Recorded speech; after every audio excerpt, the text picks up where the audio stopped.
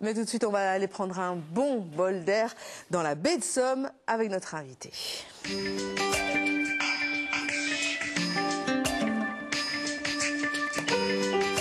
Bonjour Emmanuel Dubert. Bonjour. Vous êtes membre de l'association Promenade en baie de Somme. Vous allez donc nous donner quelques conseils pour faire des balades réussies dans cette belle région. Une balade réussie comme celle-ci qui a commencé au Point du Jour. Regardez, Marie Drouin, Bernard Godard. Il va falloir un peu de courage pour cette balade découverte. Le rendez-vous, c'est la marée qui l'impose. Et ce matin-là, bien avant le lever du soleil, les marcheurs se sont retrouvés aux écluses du Crotoy. Elle va peut-être être fraîche l'eau ce matin. Tout ce qui est marron, gris, légèrement blanc, c'est ce qu'on appelle la slick. Alors c'est un terme qui vient du flamand, ça s'écrit S-L-I-2-K-E. Une étendue de terre qui accueille la mer 2 fois par jour, lieu de prédilection d'une herbe, la spartine. Cette plante-là, c'est l'ennemi numéro 1 de la baie de Somme. Voilà. Un ennemi qui repousse la mer et change le dessin de la côte. Au bout d'une heure de marche, le soleil s'est enfin levé. Thomas en profite pour cueillir les salicornes au goût délicieusement salé. Et Capucine ouvre un œil, c'est tout l'esprit de ses promenades. Ça sent un petit peu le thym. Alors, qu'est-ce que ça peut être, ça? Ça sent le thym. C'est pas du thym. Celle-là, c'est l'absinthe maritime. Faire attention. C'est pas une grosse vague qui arrive, qui recouvre tout d'un coup, qui va recouvrir les présalés, qui va recouvrir la slick et le short d'un coup. Relativement tranquillement, on a des courants à l'entrée de la baie de l'ordre de 3 mètres secondes, ce qui fait à peu près une douzaine de kilomètres/heure. Donc on parle souvent d'un cheval au galop.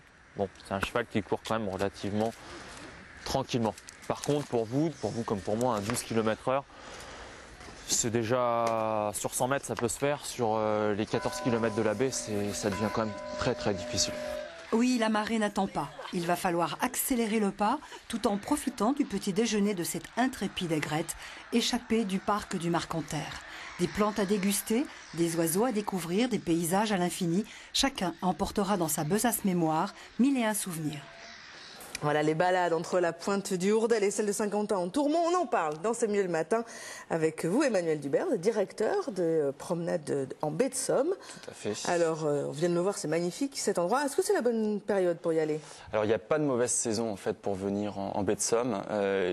On va dire plutôt qu'il n'y a que des bonnes saisons. Tout dépend de ce qu'on veut voir. C'est-à-dire, alors qu'est-ce qu'on peut voir? Alors, si vous voulez voir les oiseaux, on est en période de migration prénuptiale. Donc, entre la mi-mars et la mi-avril, c'est normalement une bonne période. Si vous voulez voir les phoques et bien les observer pendant la période de reproduction au mois de septembre, c'est là où on en a le plus et ils sont un petit peu moins farouches. Donc, c'est plus facile en fait de les observer. Pour la végétation, pour les plantes qu'on peut manger comme les salicornes, les oreilles de cochon, à ce moment-là, plutôt venir en été.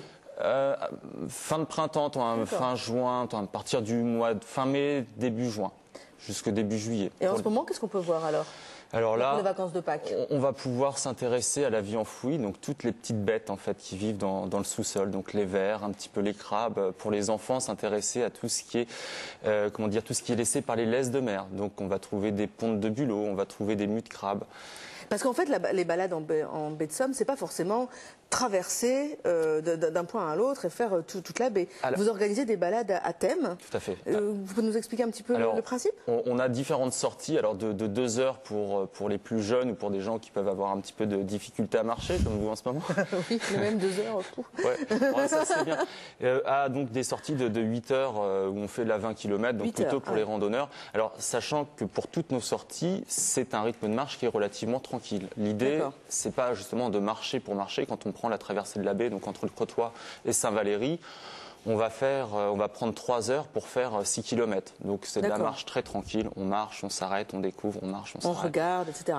Ce qui est important en effet, c'est donc de le faire avec des guides qui expliquent, tout à fait, mais qui ont aussi donc une fonction de sécurité, quoi. Alors au terme de guide, je vais préférer le terme d'animateur nature, dans le sens où on vous emmène pas juste du Crotoy à Saint-Valery en vous disant ça c'est telle chose ou telle chose, mais on va essayer justement d'animer le groupe et de prendre le temps de vous faire découvrir et que les gens aussi réfléchissent un petit peu à leur environnement. Parce que il ne faut pas s'y aventurer seul, quelle que soit la balade. C'est très dangereux en fait de s'aventurer en baie de Somme. Alors, c'est pas interdit, mais pour votre sécurité, il faut quand même mieux prendre un guide. Même si on descend un petit peu, on fait un petit tour d'une heure, enfin, parce que cette idée donc de cheval au galop, bon, voilà, pour on a la bien mer compris que qui c'était monte, un oui, peu, oui. c'est une image un peu Tout à fait. dont on abuse un petit peu. Si, mais si malgré si vous êtes au Crotoy, que vous vous promenez sur la plage, il n'y a pas de souci. Si vous traversez pas les chenaux, il n'y a pas de problème. D'accord, Vous donc ça pouvez vous va. promener en bord de plage. Alors il y a des formules qui sont plutôt rigolotes où on peut traverser d'un point à l'autre et finalement le retour, on le fait pas à pied. Non, on évite. On Ouais, évite, ça fait prend beaucoup, un petit peu de temps, voilà. Alors, ce qui est assez sympa, c'est qu'on peut revenir avec le train à vapeur, le chemin de fer touristique en fait de la baie de Somme, mais également il y a possibilité de revenir en vélo.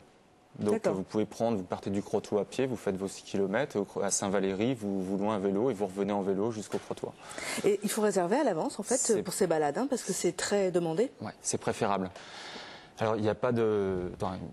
Il n'y a pas de règle. Voilà, ça dépend un petit peu des week-ends. Il y a des jours où on est déjà très chargé pour les gros week-ends en fait, en mai ou en juin.